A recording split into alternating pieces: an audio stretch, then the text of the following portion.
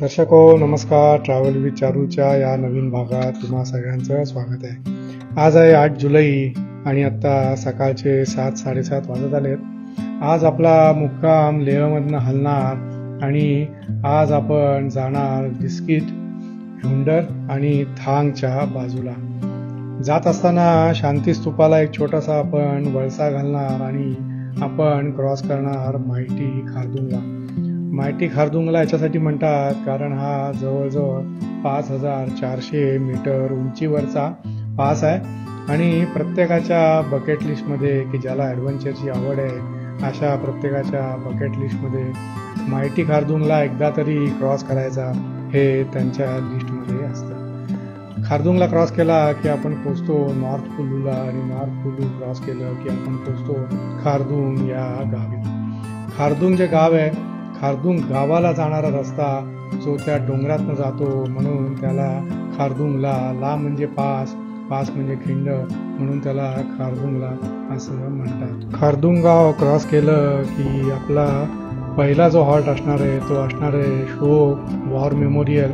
त्याला Siachen war memorial असंही म्हणतात आणि तिकडे आपल्या सगळ्या शहीद जवानांचं स्मारक आणि त्यांची नावं तिथे आपल्याला पाहायला मिळतात.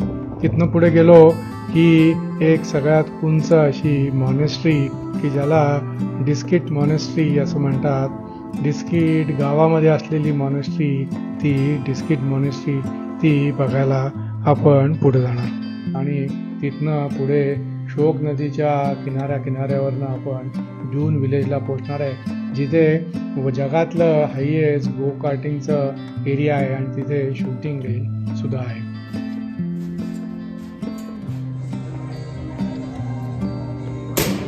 तिथनं थोडंसं पुढे गेलं की सियाचीन बेस कॅम्पचा रस्ता चालू होतो, पण अनफॉर्च्युनेटली आपण त्या रस्त्याला न जाता तिकडनं लेफ्ट टर्न घेऊन आपण हुंडरच्या बाजूला जाणार आहे. हुंडरला जायचा लेफ्ट टर्न घेतला की वर्ल्ड हायेस्ट व्हॅली क्रॉसिंग आणि ATV बाईक रायडिंग खलसर म्हणून जे तिथलं गाव आहे की जिथे सँडून्स पण आहेत, त्या खलसर गावातनं आपण परत थोडीशी चढायला सुरुवात करणार आहे. पण आपण खलसरचे जे सँडून्स आहेत तिथे न थांबता आपला आजचा मुक्काम जो आहे हुंडरला, त्या हुंडरच्या इथे जे सँडून्स आहेत मोठेच्या मोठे म्हणजे जवळजवळ एक 30-40 किलोमीटरचा एरिया, असा स्क्वेअर किलोमीटरचा एरिया असेल की जिकडे हे सगळे सँडून्स असे पसरलेले आहेत.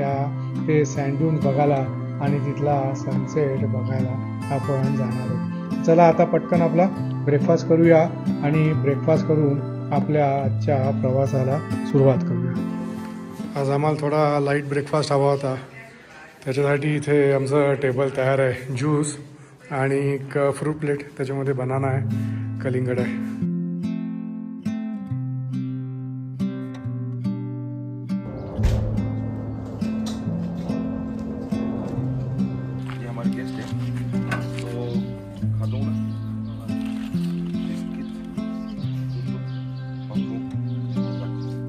गणपती बाप्पा जय करे वीर बजरंगे, बोलो हर हर महादेव. 10 सीटर टेम्पो ट्रॅव्हलरमधनं आपला प्रवास सुरू झालेला आहे. लेह ते नुब्रा व्हॅली म्हणजे डिस्किट वाया खारदुंगला पास. हा जो रस्ता आहे हा सेमच रस्ता आहे काल आपण ज्या रस्त्याने शांती स्तूपाला गेलो होतो तो, आणि हा रस्ता सेमच आहे.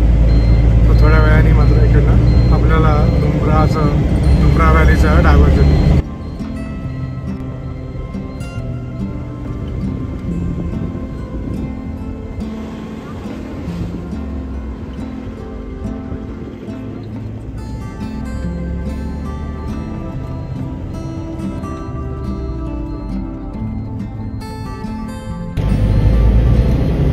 आता आपली गाडी जिकडे थांबली होती तिथे टेम्पो ट्रॅव्हलरचं परमिट फक्त चेक होतं.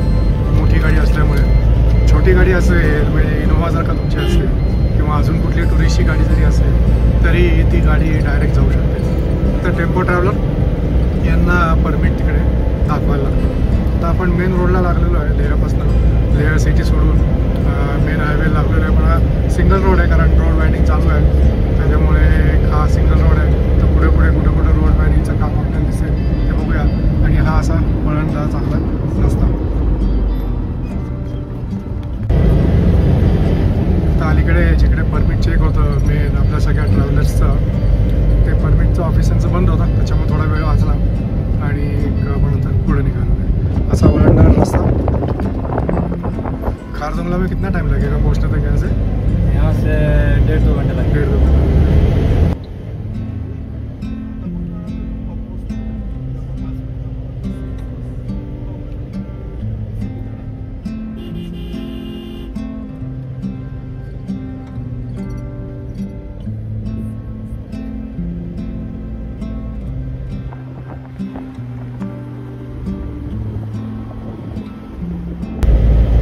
एक चांगला आहे रोड लहान असल्यामुळे पास देण्यासाठी म्हणून ट्रक असतील किंवा मोठी वाहनं असतील तिथे पास द्यायला अशी जागा केली तर तिथे ते आपण थांबतात की मी पुढे तर तू पुढे, असा याच्यामध्ये काही भानगड नसते. जिथे पास असेल तिथे मोठं वाहन थांबतं आणि त्याला रिस्पेक्ट म्हणून अलीकडचं वाहन एक छोटासा वाहन वाजवतात की थँक्यू म्हणून. आत्ता मागे एक पाटी दिसली, कॅप्चर करायची राहिली कारण गाडी पटकन पुढे निघून गेली. You are entering Karakoram range अशी तिथे पाठी होती. काराकोरम रेंज हा पूर्वीच्या काळामधला दळणवळणासाठीचा एक महत्त्वाचा पॅसेज, महत्त्वाचा मार्ग होता. काराकोरममधनं जायचा.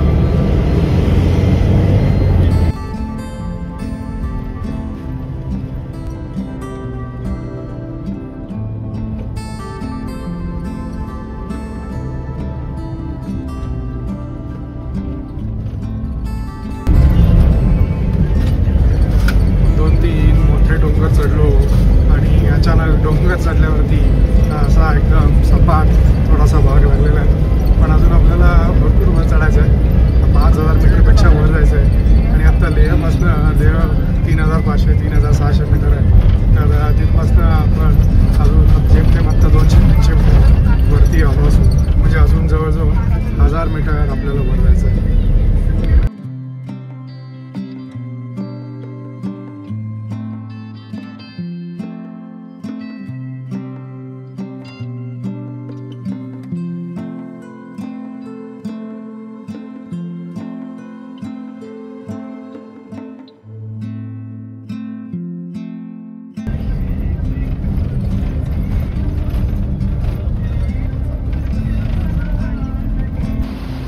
इथे फ्रेश वॉटर स्ट्रीम आहे, त्याच्यामुळे इथे आमचे ड्रायव्हर साहेब थांबले पाणी भरण्यासाठी म्हणून.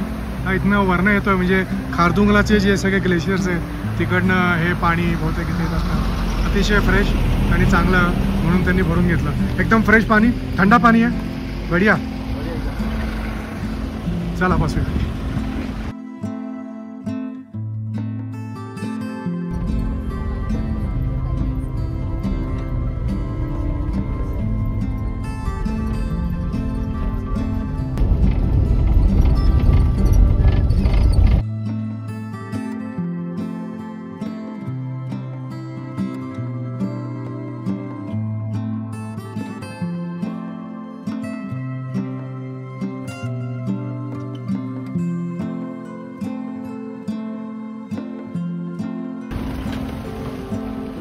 साऊथ पुल्लू म्हणून गाव आहे, तिथला हा चेकपोस्ट आहे. खारदुंगलाच्या अलीकडे साधारणतः 14-15 किलोमीटर असेल.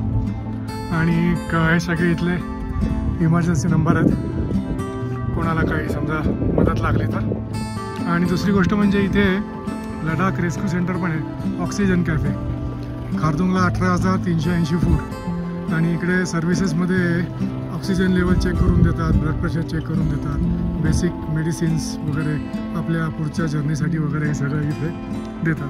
म्हणजे खारदुंगलाच्या अलीकडेच यांची ही अशी सर्व्हिस इकडे आहे की बाय चान्स जर का कोणाला त्रास होत असेल तर इथे समोर टुरिस्ट मेडिकल सेंटर आहे. या टुरिस्ट मेडिकल सेंटरमध्ये जाऊन आपण आपल्याला चेकअप करून घेऊ शकतो किंवा जो काही आपल्याला त्रास होत असेल त्याचं आपण ह्यांना दाखवून इकडे निवारण करू शकतो. बहुतेक सगळ्या गाड्यांचा हॉल्ट इथे आहे, सगळ्या गाड्या इथे थांबतात आणि इथे चेकपोस्ट पण आहे, त्याच्यामुळे चेकिंग करून झालं, हा इथला चेकपोस्ट आहे, चेकिंग करून झालं की मग आपली गाडी पुढे निघते. परमिट चेक होतं, किती माणसं आहेत, किती बायका आहेत, किती पुरुष आहेत, हे सगळं चेक होतं आणि मग इकडनं आपण पुढे मार्गस्थ होतो. आत्ता इथला एलिव्हेशन जस्ट चेक केलं ॲल्टिट्यूड, तर 4660 मीटरचा अल्टिट्यूडवरती आत्ता आपण आहे. खारदुंगला टॉप जो आहे तो साधारणतः या साईडला, ह्याच्या मागच्या बाजूला खारदुंगला टॉप आहे.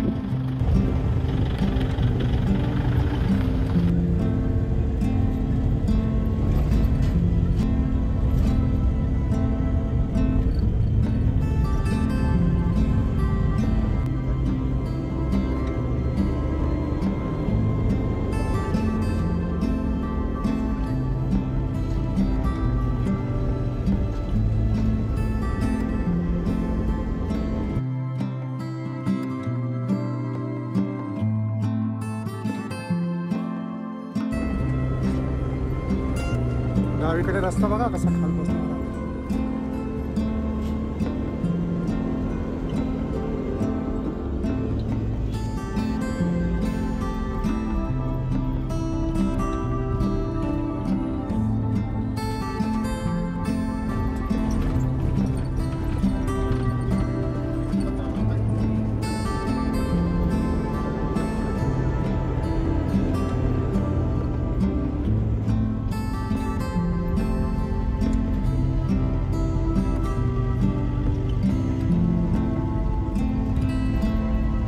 इकडे बघा बर्फ कोटला पाणी.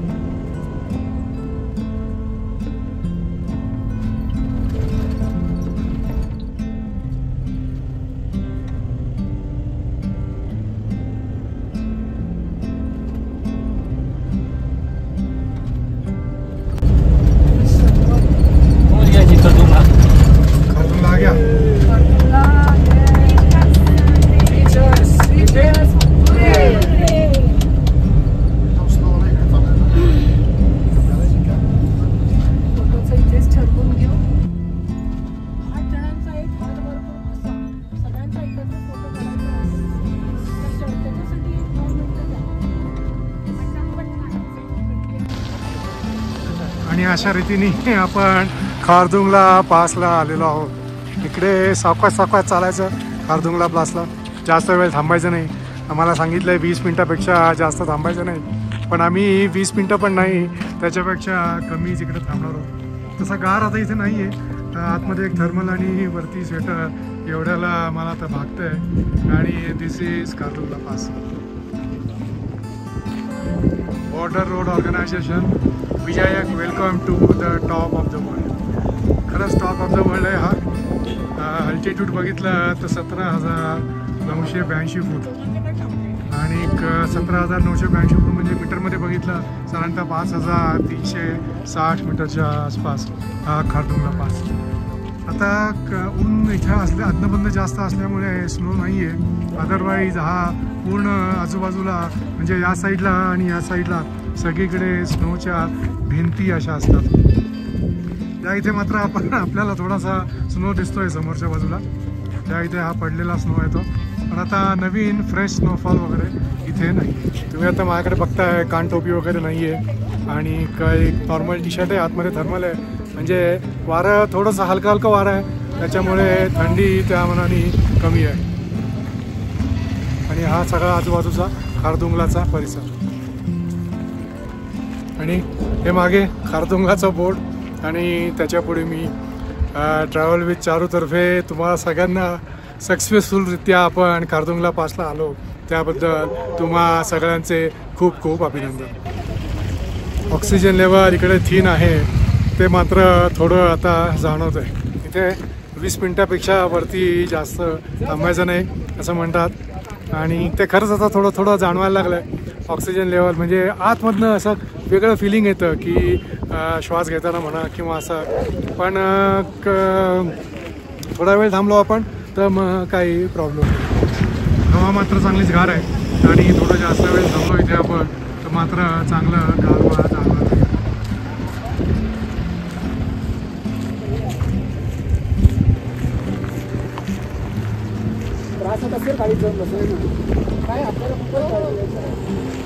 चिली वेदर सुरू झालेली आहे आणि नाव it's time to go inside. बसमध्ये बसून आपल्या प्रस्थानाची वेळ आता होत आली. चला चला ट्रॅव्हल विचारू एपी पुरे चला बसमध्ये बसा. चला चला बसमध्ये आता पुरे चला बसमध्ये बसा. चला भारत माता की जय. चला लेह आणि इथला परिसर गाडी चालवायला काय चालायला सुद्धा अवघड. इथले रस्ते बांधणं तर अतिशय अवघड कारण इकडे रस्त्यांचं काम फक्त 5 ते 6 महिने चालतं. बाकीचे महिने थंडीमुळे स्नोफॉलमुळे बर्फामुळे काम बंद असतं. बर्फ वितळला की बर्फाच्या पाण्याबरोबर इथले बरेचसे रस्ते पुन्हा एकदा वाहून जातात आणि आपलं BRO पुन्हा एकदा आपलं काम सुरू करतं. तर या अशा आपल्या BROच्या सन्मानार्थ मला आपल्या शाळेतली एक कविता आठवते. कोशिश करने वालों की कभी हार नहीं होती, नन्ही चींटी जब दाना लेकर चढ़ती है, चढ़ती दीवारों पर 100 बार फिसलती है, आखिर उसकी मेहनत बेकार नहीं जाती, कोशिश करने वालों की कभी हार नहीं होती, कभी हार नहीं होती. असंच हे BROवाले आपले कोशिश करत राहतात. दरवर्षी रस्ते बनवत राहतात. दरवर्षी बर्फ पडला की त्या पाण्याच्या स्पीडनी इथले रस्ते सगळे वाहून जातात. पुन्हा BROवाले रस्ते करतात. कोशिश करने वालों की कभी हार नहीं होती.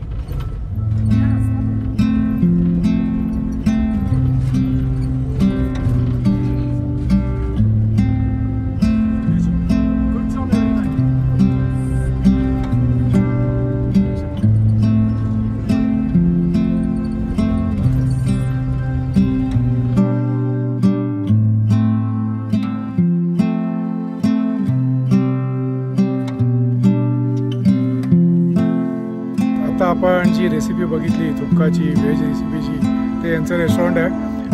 भाई साहब थैंक यू वेरी मच, आपने हमको किचन में आने के लिए अलाउ किया.